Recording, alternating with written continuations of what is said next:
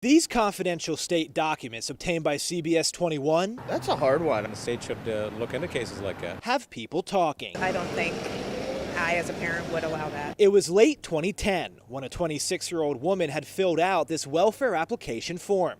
She explained she had been out of the country, got pregnant, and moved back with her parents absent the baby's father.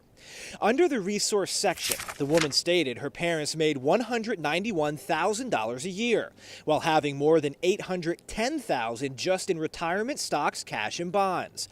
Yet despite those resources, the woman who was living in the home was approved for food and medical care for herself and her baby. Honestly, I don't think that's really right, because you're living at home with your parents who has money. You have families on the street with their kids with nothing. It's not really fair to them. It may not be fair, but it is legal. Welfare in Pennsylvania is broken up into different segments such as food, cash, and medical. Once a person reaches a certain age, they can get assistance regardless of the home's income or resources. So even if someone is living with a millionaire or even a billionaire, they can still collect your tax dollars. We've lived, worked, and paid taxes in Pennsylvania our whole lives. CBS 21 contacted the family on the application.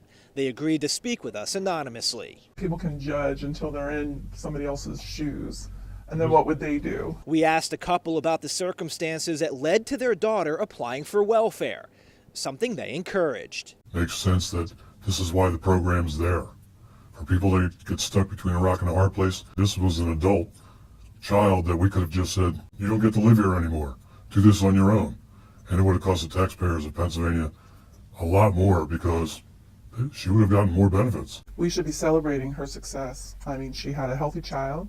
She works full-time. This is an instance where the system worked. But not everyone sees it that way. I don't think it should be legal to live under, a millionaire's roof and still collect food stamps and welfare. Then the people that really do need it are the ones that suffer because of it. And then we also suffer because we're funding it. Outside of the family who applied for the assistance, we had a hard time finding anyone who thought this should be legal, I think it's indefensible. including Senator Rob Teplitz. No one should look at welfare as a means of giving up your own family responsibility to take care of your family. Senator Teplitz is a member of the Public Health and Welfare Committee. He will soon introduce a series of bills aimed at reducing welfare fraud and waste.